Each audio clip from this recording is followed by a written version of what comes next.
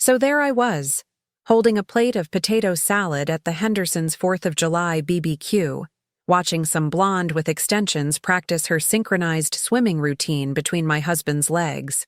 The chlorine wasn't the only thing burning my eyes. Let me set the scene for you. Picture this. Perfect suburban Thursday afternoon in Meadowbrook, our little gated community in Chapel Hill, where everyone pretends their marriages are as manicured as their lawns. The Hendersons' annual 4th of July party, the one where Barrett shows off his new Weber grill like it's a Ferrari, and Thea acts like her store-bought potato salad is a family recipe passed down from the Mayflower. Everyone's there, the whole neighborhood, pretending we're living the American dream while secretly drowning in HOA complaints and credit card debt. I'm Celeste Ramsey, 41, CPA at a boutique accounting firm downtown, mother of 2 teenagers who think I'm approximately as cool as a fanny pack. Married to Royce Caldwell for 17 years, or so I thought. 17 years of working late, client dinners, and medical equipment conferences that apparently doubled as auditions for a low-budget porno. But I'm getting ahead of myself. I'd spent the morning doing what every self-respecting suburban mom does on a holiday, meal prepping something I could pretend I whipped up casually while actually stress-eating cheese cubes in the kitchen. Soren, my 15-year-old son, was already at the Hendersons, probably trying to impress some girl with his extensive knowledge of Fortnite strategies. Petra, 12 going on 25, had informed me that morning that my outfit was giving soccer mom energy, and not in a good way.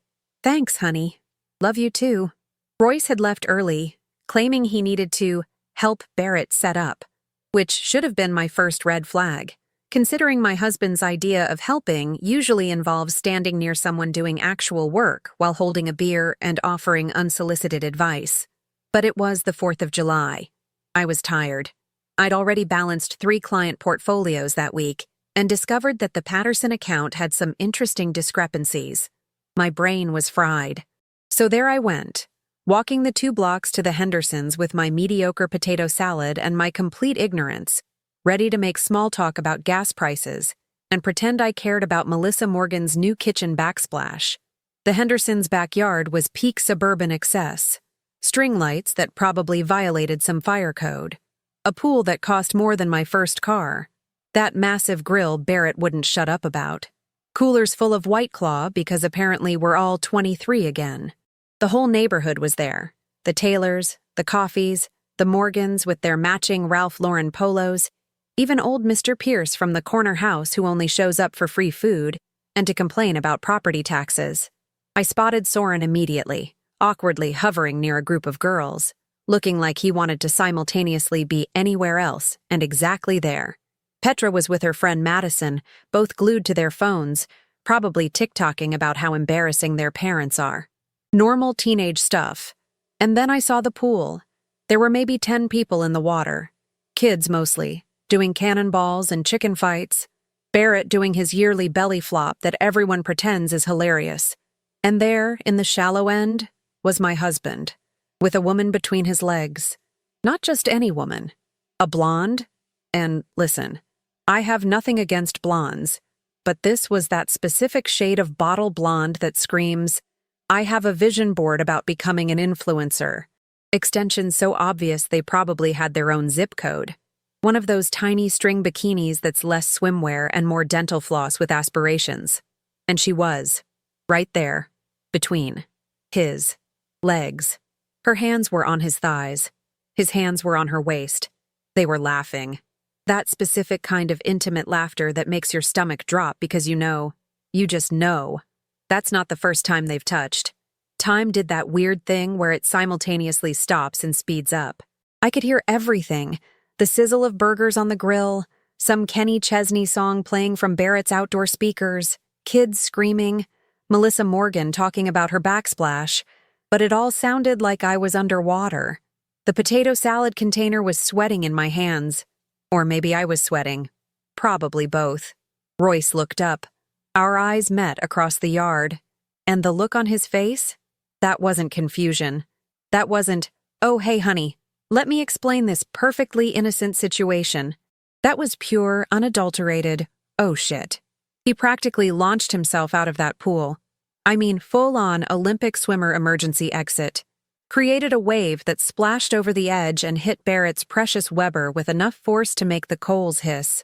The blonde, let's call her Extensions McGee for now, stumbled backward, nearly face-planting into the water, arms flailing like a flamingo on roller skates.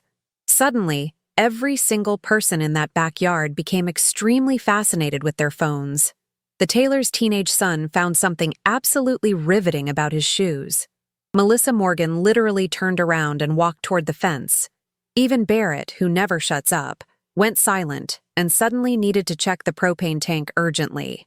That classic suburban move. The, "I didn't see anything. I'm not involved. Please don't make me choose sides because we have a book club next week" maneuver. Royce was dripping water all over the concrete, holding his hands up like he was being arrested. Which, spoiler alert, might not have been too far off from his future. "Celeste. Babe. This isn't—" I held up my hand. Didn't say a word.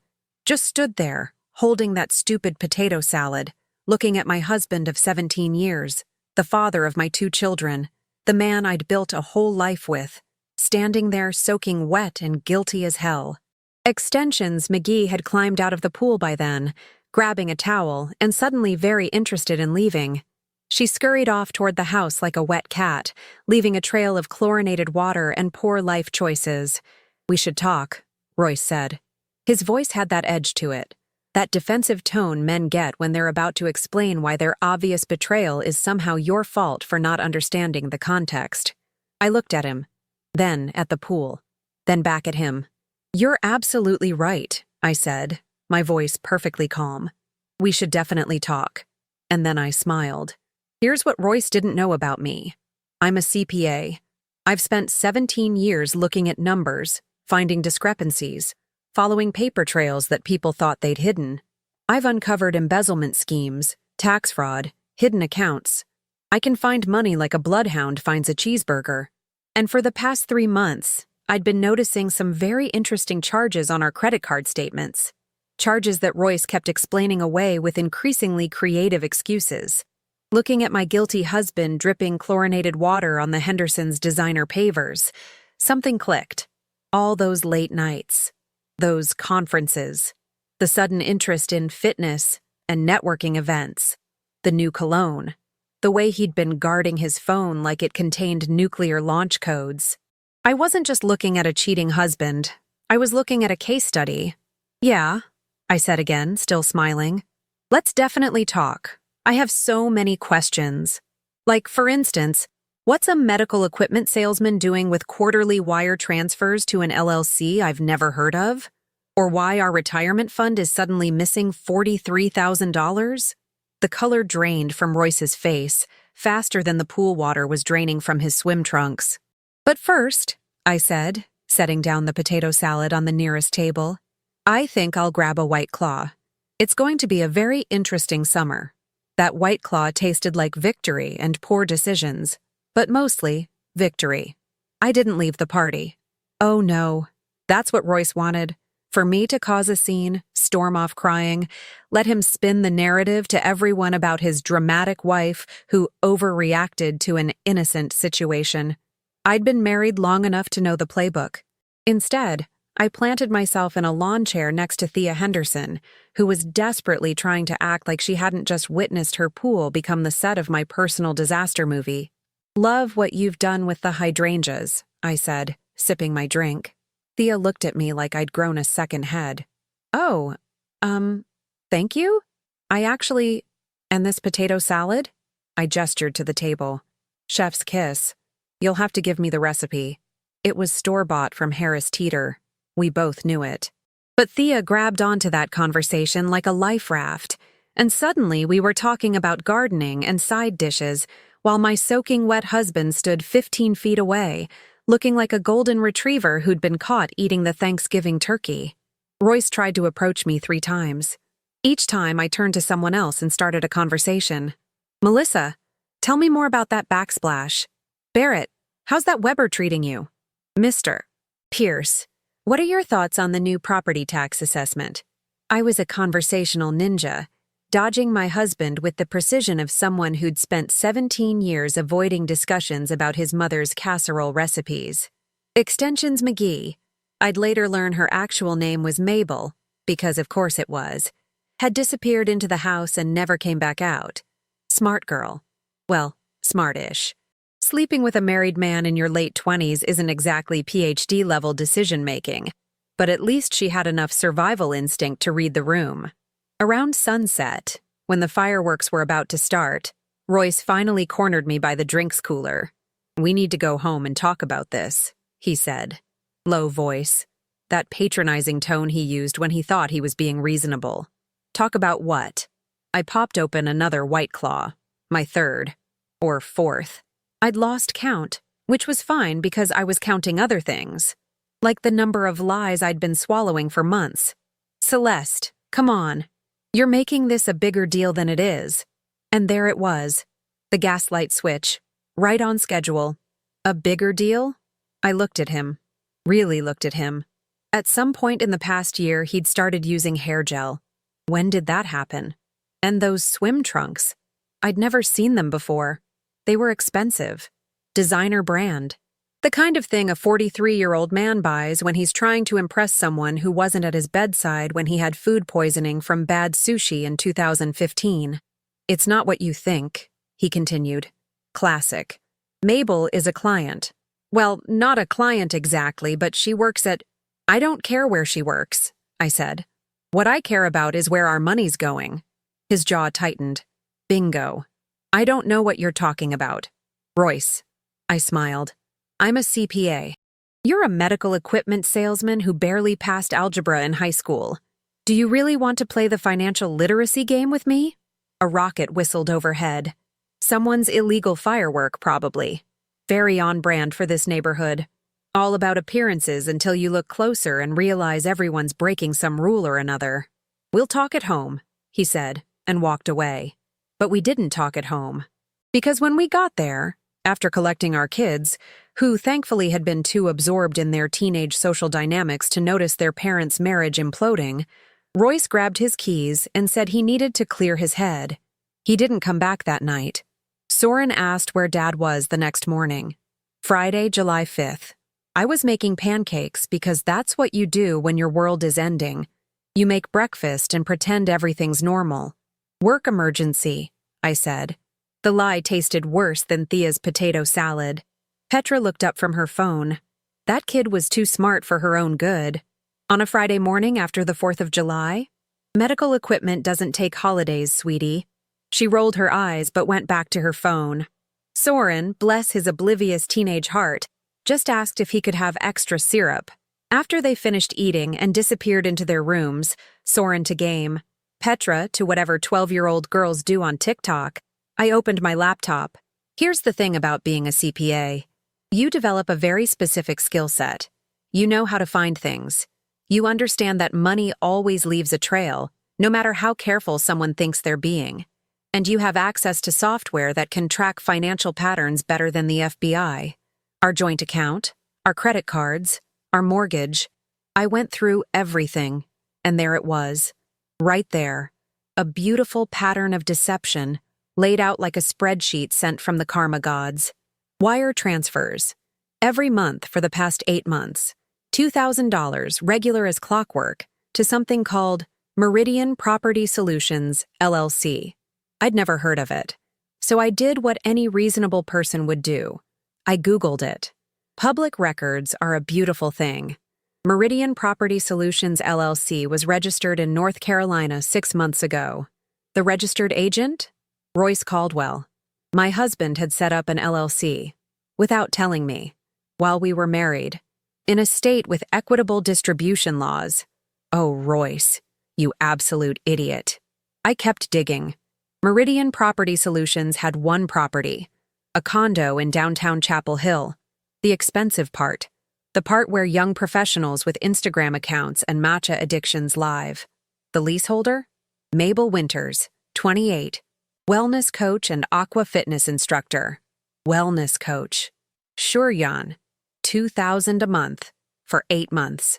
$16,000. pulled from our joint savings under the brilliant disguise of business development expenses, which I'd questioned exactly once, back in January, and Royce had explained it away as investing in new client relationships. He wasn't wrong, just not the kind of client relationships you disclose to your wife. But wait, there's more. As they say on those infomercials Royce watches at 2 a.m. when he can't sleep, because apparently insomnia and infidelity go hand in hand. I pulled our retirement accounts, our 401ks, our kids' college funds, the 529 plan for Petra's college, the one we'd been building since she was born, $43,000 lighter than it should be, withdrawn in 3 separate transactions over the past 6 months, early withdrawal penalties paid, taxes that were going to be an absolute nightmare next April. Where did it go? According to the financial trail, it went to investment opportunities through, you guessed it, Meridian Property Solutions LLC. My hands were shaking. Not from anger. Not yet. From that crystal clear moment when you realize your entire life has been a lie and you're sitting at your kitchen table in your world's best mom pajamas that your kids got you for Christmas, looking at evidence that your husband has been systematically robbing your children's future to fund his midlife crisis. The front door opened. Royce. Friday afternoon. He looked terrible. Still wearing yesterday's clothes, unshaven, eyes red. "We need to talk," he said. I closed my laptop, smiled. That same smile from the pool party. "You're absolutely right. We do need to talk. But first, I have a question. Does your mother know you put the lake house in her name?" His face went white. "Oh, yes. I'd found that too. The vacation property his parents left him when his dad died 3 years ago, the one worth about $300,000, suddenly transferred to Lorraine Caldwell's name last month. Quit claim deed, filed with the county, public record. Because when you're planning to abandon your wife and kids for your 28-year-old girlfriend, you have to hide assets. And Royce, bless his heart, thought he was being clever. How did you— I'm a CPA, Royce. This is literally what I do for a living. Did you really think I wouldn't notice?" He stood there, opening and closing his mouth like a fish. A guilty, stupid fish who'd just realized he'd been caught in a net of his own making. "The question now," I said, standing up, "is whether you want to do this the easy way or the hard way. Celeste, just let me explain. The easy way is, you move out today, we file for divorce, and we split everything fairly. Well, fairly-ish. I'm keeping the house and 70% of whatever's left after you've finished funding your girlfriend's lifestyle brand. That's not fair. The hard way," I continued, "is I report every single financial irregularity I've found to the IRS, your employer, and anyone else who might be interested in how a medical equipment salesman is running an unlicensed property management company while embezzling from retirement accounts." The clock on the wall ticked. Somewhere upstairs, Soren laughed at something on his computer. Normal teenage sounds in a house that was anything but normal.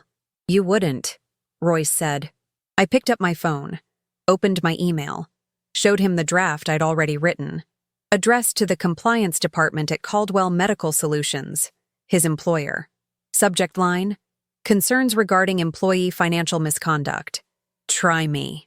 Royce left that Friday afternoon with 2 suitcases and his dignity in shambles.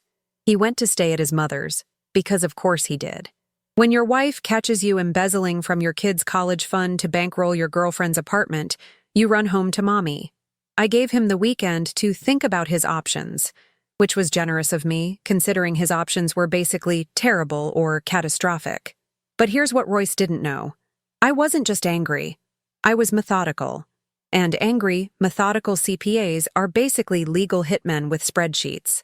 That weekend, while Soren and Petra were at their respective friends' houses, thank God for teenagers who'd rather be anywhere but home, I did what I do best.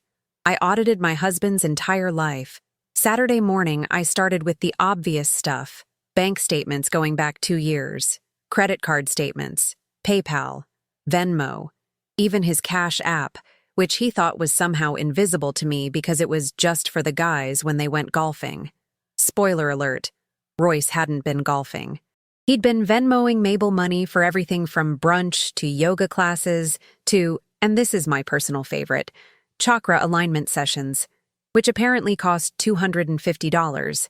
Your chakras better be NASA-level aligned for that price, but I digress. By Saturday afternoon, I'd compiled a spreadsheet that would make forensic accountants weep with joy. Every transaction, every withdrawal, every suspicious business expense that was actually lingerie from some boutique in Durham that definitely wasn't my size. But then I found something interesting. Royce's work email. He'd been stupid enough to sync it to our home computer, the one in his office that I had full access to because, and here's a shocker, I'm the one who set up all our technology in the first place. Turns out my darling husband wasn't just stealing from our family.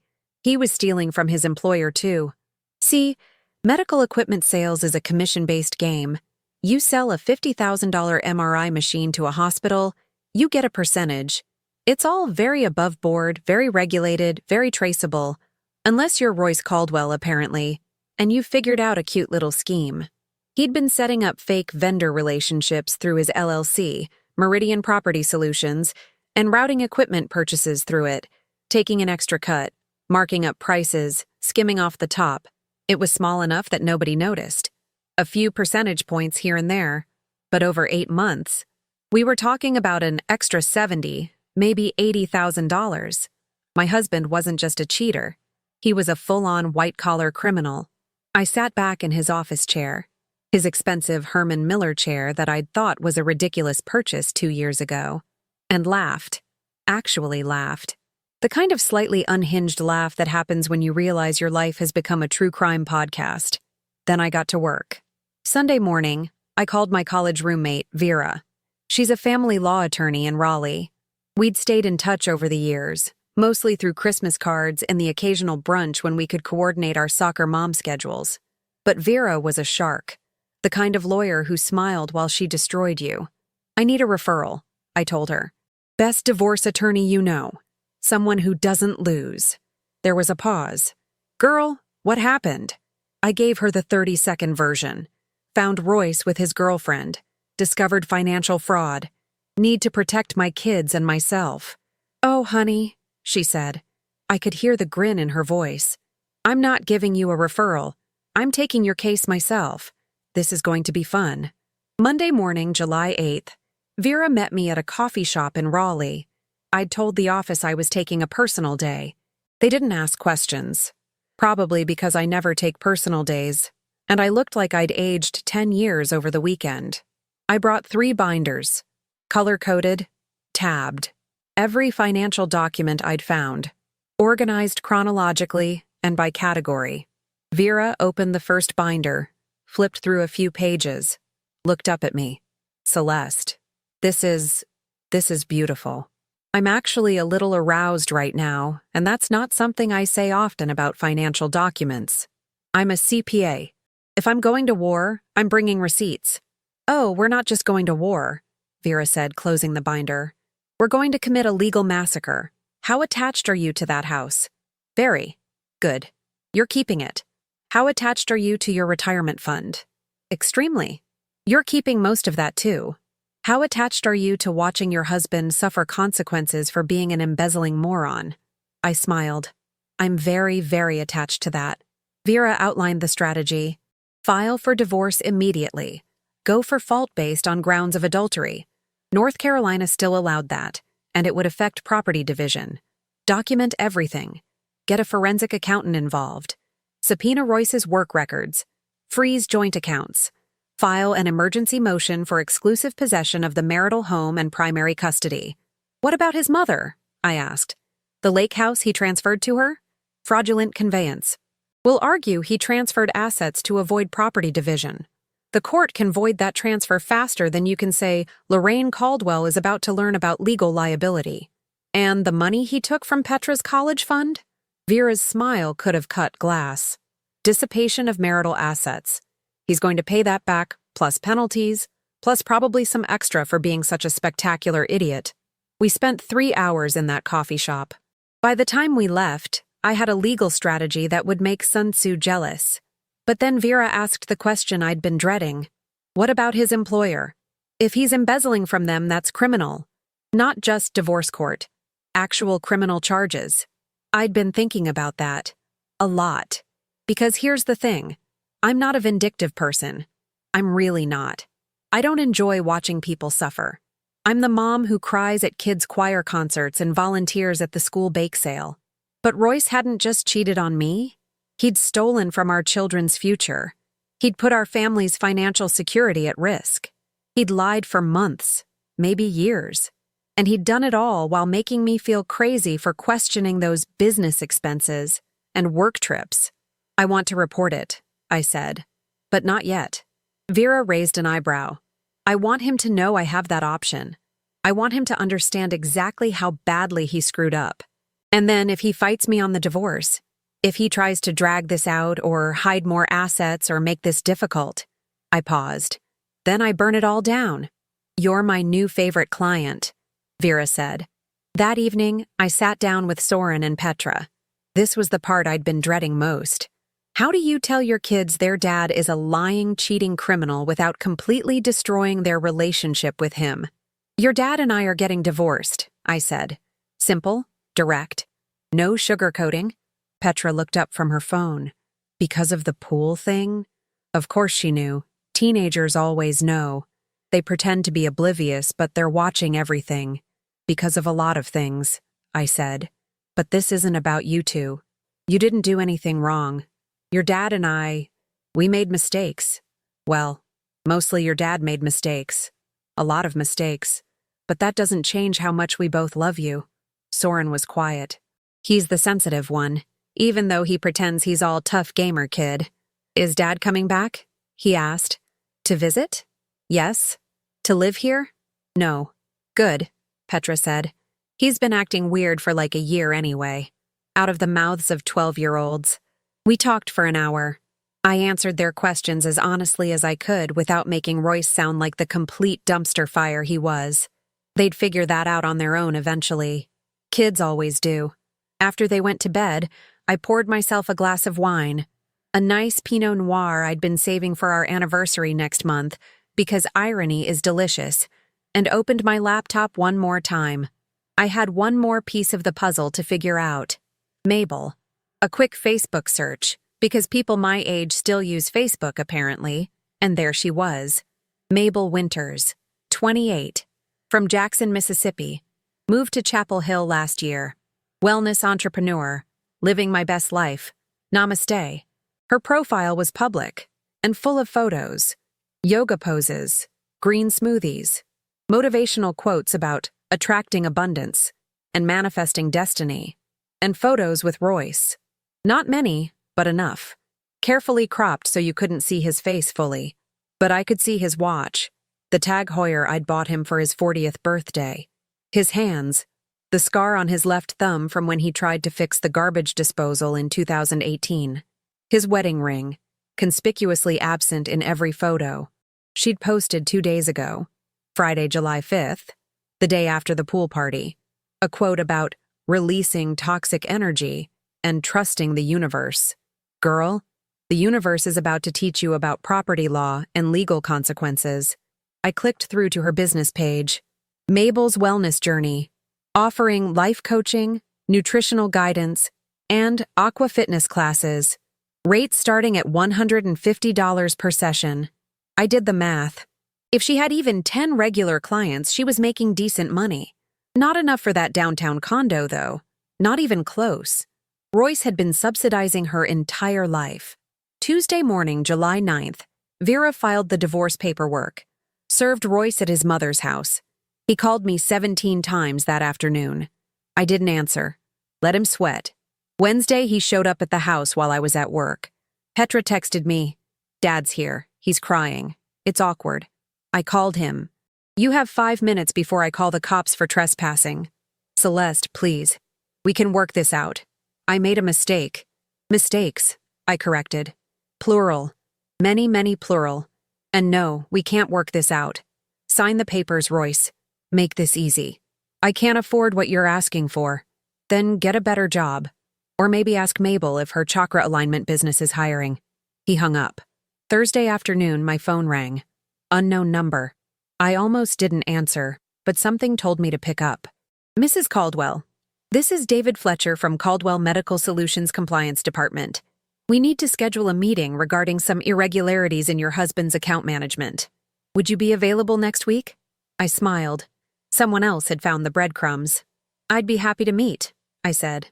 And, Mr. Fletcher, I think I have some information that might be relevant to your investigation.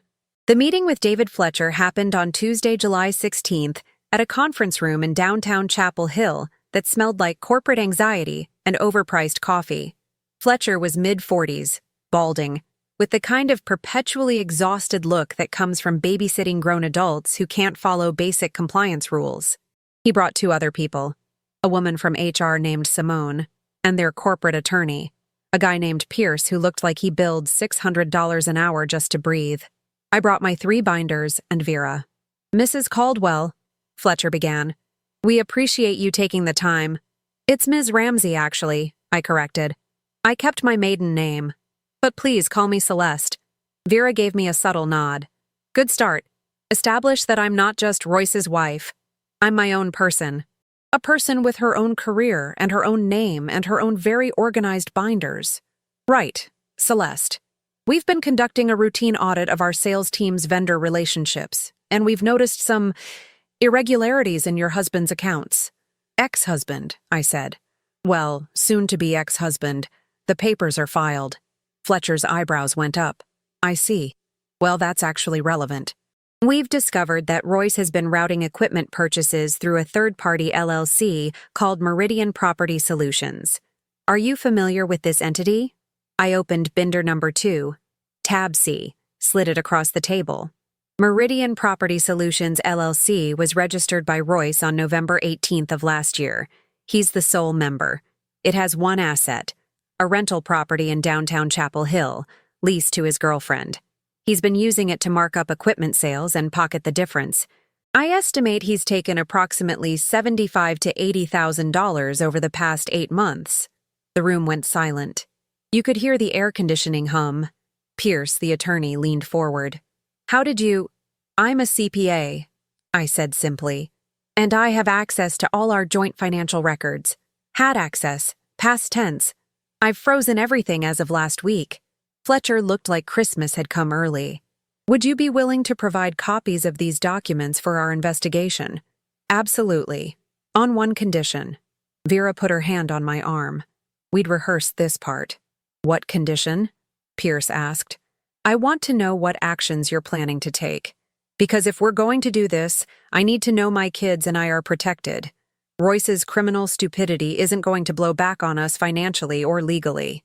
We're planning to terminate his employment immediately, Simone from HR said. And we'll be referring this to local law enforcement for potential criminal charges. Wire fraud, embezzlement, possibly more. Good, I said. Because he also stole $43,000 from our daughter's college fund to finance this little entrepreneurial venture. So forgive me if I'm not feeling particularly charitable about protecting him from consequences. Fletcher actually smiled. Ms. Ramsey, you've just made our investigation significantly easier. We'll make sure you and your children are clearly separated from any legal liability. You're a victim here too. We spent 2 hours going through everything, every document, every transaction, every email I'd found. By the end, Pierce was taking notes like his life depended on it, and Fletcher looked like he'd just won the compliance department lottery. One more thing, I said as we were wrapping up. His girlfriend, Mabel Winters, she's been accepting these payments knowing they were supporting her lifestyle. I don't know if that's relevant legally, but ethically, she's been living off stolen money. Noted, Fletcher said. The news hit Royce that evening. Wednesday, July 17th. Vera called me around 6 p.m. He's been terminated. They escorted him out of the building this afternoon. And get this, they're demanding full restitution plus damages. We're talking 6 figures in liability. Can he pay that? Vera laughed. Celeste, honey, he can't even afford a decent lawyer right now. His mother already called my office trying to negotiate. Apparently, Lorraine just realized that lake house transfer might make her legally liable as an accessory. Shame, I said, not feeling shameful at all. Thursday morning brought more good news. The Chapel Hill Police Department white-collar crime unit opened an investigation. By Friday afternoon, Royce had been formally charged with embezzlement and wire fraud. But wait, as those infomercials say, there's more. Mabel's landlord, the actual property owner of that downtown condo, found out the rent had been coming from fraudulent sources. Eviction notice posted on Monday, July 22nd. She had 30 days to vacate. I know this because Mabel called me. Actually called my cell phone. The audacity. Mrs. Caldwell, this is Mabel. I wanted to say I'm sorry. I didn't know he was married at first, and then when I found out, he said you two were separated and— Mabel, I interrupted. Let me save you some time. I don't care about your explanations. I don't care about your side of the story. You're 28 years old. You're old enough to Google someone before you sleep with them.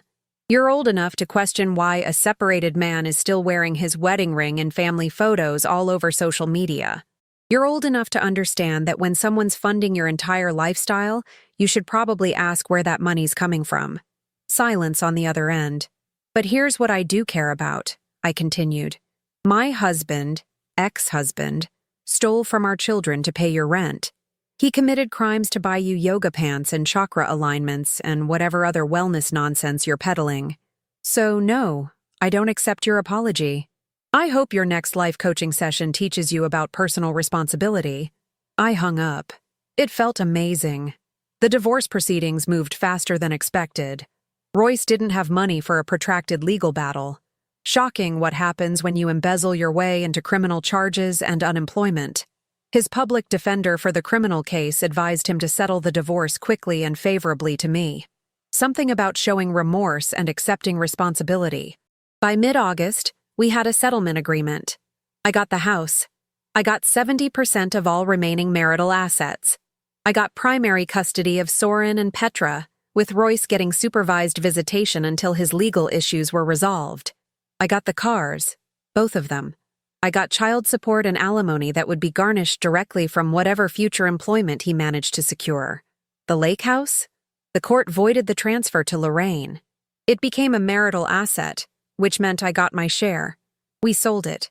The money went into a trust for Soren and Petra's college funds, rebuilding what Royce had stolen, with interest.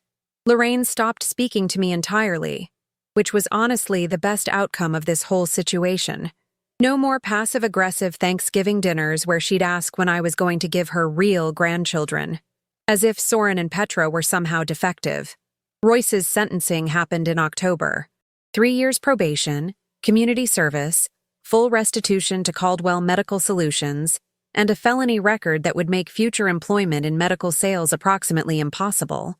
Mabel moved back to Mississippi in September. Her Instagram went quiet around then. Last I checked, and okay, I checked because I'm petty but I'm not a saint. She's working at a gym in Jackson teaching water aerobics. Full circle, I guess. The kids adjusted better than I expected. Petra started seeing a therapist. Her idea, not mine, which made me proud. She told me one day in the car, coming back from Target, "You know what's weird? I'm not even that sad. Like, Dad made his choices. That's on him. 12 years old and already wiser than her father. Soren took longer to process everything. He's the sensitive one. But by Halloween, he admitted that the house felt less tense without his dad there. Like, we can all breathe now, he said. Yeah, kid. Exactly like that. My promotion at work came through in November.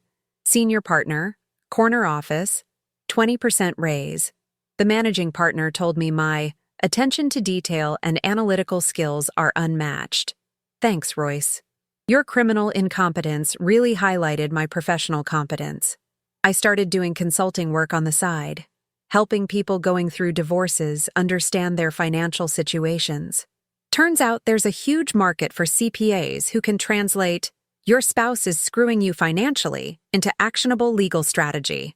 Vera refers clients to me. I refer clients to her. It's a beautiful symbiotic relationship built on the ashes of other people's failed marriages. By December, I'd paid off the legal fees, rebuilt the emergency fund, and booked a spring break trip to Disney World for me and the kids. Just us three.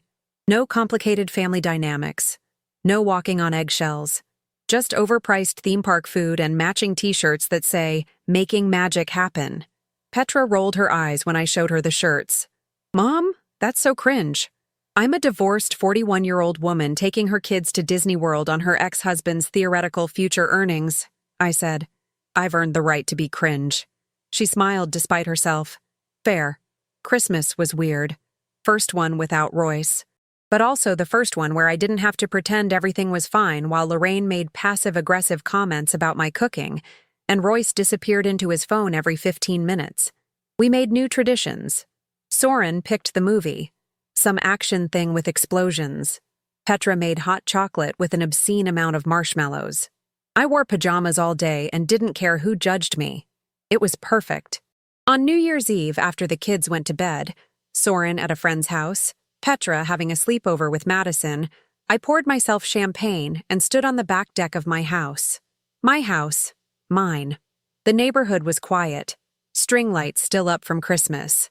Someone a few streets over was playing music, probably getting ready for midnight. I thought about that 4th of July party, 5 months ago, standing there with potato salad, watching my marriage explode in a suburban swimming pool. And I laughed. Not a bitter laugh. Not an angry laugh. Just pure, genuine amusement at the absurdity of it all. Because here's what Royce never understood. You can't build a life on lies. Eventually, the foundation cracks. And when it does, you better hope the person you've been lying to isn't a CPA with access to public records and a vindictive streak disguised as professional competence. My phone buzzed. Text from Vera. Happy New Year, you magnificent shark. Brunch next week? I texted back. Absolutely. I'm buying. I can afford it now. The fireworks started at midnight. Someone nearby, probably the Taylors, was setting off the illegal kind. Very on brand for Meadowbrook, where everyone follows the rules except when they don't. I raised my champagne glass to the sky. Here's to new beginnings. I said to no one in particular. And to men who underestimate their wives. May they forever learn the hard way. The fireworks exploded overhead. Gold and silver and blue, lighting up the January sky. Beautiful. Expensive. Gone in an instant. Just like Royce's freedom and financial security. Poetic, really. You know what nobody tells you about revenge? It's not actually sweet. It's more like efficient, clinical, like balancing a spreadsheet where all the numbers finally add up correctly. I'm writing this on a Tuesday afternoon in March, sitting in my corner office with the view of downtown Chapel Hill that I definitely earned. It's been 8 months since the 4th of July BBQ that changed everything. 8 months since I stood in the Hendersons' backyard holding potato salad and watching my marriage drown in chlorinated water. Spring break is next week. Soren, Petra, and I are flying to Orlando. Those matching Disney shirts are packed and ready, despite Petra's protests. Soren's actually excited, though he's trying to play it cool because 15-year-old boys aren't supposed to admit they still like Mickey Mouse. But I caught him Googling best rides at Magic Kingdom last night, so the secret's out. The kids are doing fine. Better than fine, actually. Therapy helps. So does having a parent who doesn't lie to them constantly. Petra made honor roll last semester. Soren joined the robotics club and suddenly has opinions about Arduino boards that I absolutely do not understand, but pretend to follow. They see Royce every other weekend now. Supervised visitation ended in January after he completed his court-mandated counseling. He's living in a one-bedroom apartment near the mall, the sketchy mall, not the nice one, and working at a car dealership. Sales, because apparently that's all he knows how to do, though I imagine having a felony record makes the background check conversations interesting. The kids come back from his place and don't say much. I don't push. They'll talk when they're ready. Or they won't. Either way, they know I'm here. Lorraine tried to reach out in February, sent a card for Petra's 13th birthday with a check for $50 and a note about healing family wounds. I let Petra decide whether to cash it. She did, then spent the money on concert tickets for her and Madison. Grammy's funding Taylor Swift, she announced. That feels right. I didn't disagree. Mabel's Instagram is still quiet. I stopped checking around January, which my therapist, yes, I got one too, says is healthy boundary setting.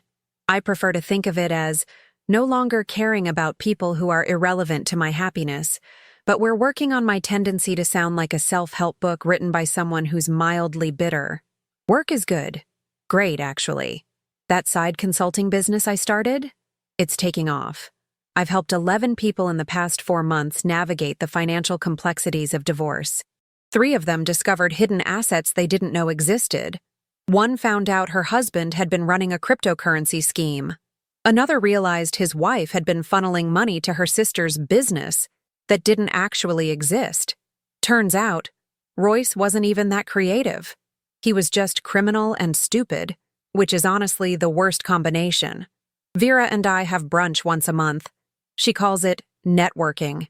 I call it 2 divorced women drinking mimosas and judging people. Last week, she told me she's seen a noticeable uptick in her practice since my case. Apparently, the legal community in Chapel Hill talks, and the story of the CPA who methodically destroyed her embezzling husband's life has become something of a legend. "You're like an urban myth," Vera said, finishing her 3rd mimosa. "The woman with the receipts." "I prefer to think of myself as a cautionary tale," I replied. "Don't marry someone who can't do basic math, or someone who thinks a CPA wife won't notice financial fraud. That too. The house feels different now. Lighter. We repainted Royce's office. It's a reading room now, with a window seat and bookshelves Soren helped me install. We replaced the furniture in the master bedroom because I wasn't sleeping in a bed I'd shared with a criminal. We got a dog. A rescue beagle named Peanut who's absolutely useless as a guard dog but excellent at emotional support. The Hendersons still do their 4th of July party every year. I'm already planning my attendance for this summer. Because here's the thing. I didn't do anything wrong. I'm not the one who should feel ashamed or uncomfortable. I'm not the one who needs to hide. If anything, showing up with my kids and my life together is the ultimate power move. Let them see what winning looks like. I've learned things this past year. Hard things. Like how you can spend 17 years with someone and not really know them at all. How love without respect is just nothing. How the worst betrayal isn't the affair. It's the financial fraud and the lies and the systematic dismantling of trust. But I've also learned that I'm stronger than I thought. More capable. More resilient. That I can take the worst thing that's ever happened to me and turn it into a career opportunity and a better life for my kids. That I don't need a partner to feel complete. I just need accurate financial records and a good attorney on speed dial. People ask me sometimes if I'm dating. The answer is no. Not because I'm bitter or broken or traumatized, but because I'm genuinely happy alone. I've got my kids, my career, my dog, my morning coffee routine, my weekend trips to Target where I impulse buy throw pillows I don't need. I've got peace. And after 17 years of walking on eggshells around someone else's lies, peace is underrated. Maybe someday I'll meet someone. Someone honest. Someone who understands that I'll be checking their credit score and running background checks and verifying their employment history, and who won't be offended because they'll understand why. But if I don't, that's fine too. Because here's what that 4th of July pool party taught me. The only person you can really count on is yourself. And if you're smart enough, organized enough, and petty enough in exactly the right ways, that's more than sufficient. I've got a flight to catch next week. Mickey Mouse ears to wear. Memories to make with my kids that don't involve anyone's criminal proceedings or court dates or supervised visitations. I've got a life I built from the ashes of someone else's terrible decisions. And honestly, it's pretty damn good. So here's my advice, free of charge, from someone who learned it the hard way. Marry someone who respects you.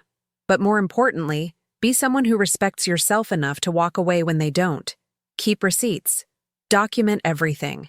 And never ever underestimate what a CPA with a vindictive streak can accomplish with 3 binders and access to public records. Turns out, the only thing colder than that pool water was the karma I served with receipts attached. And honey, I never forget to charge interest.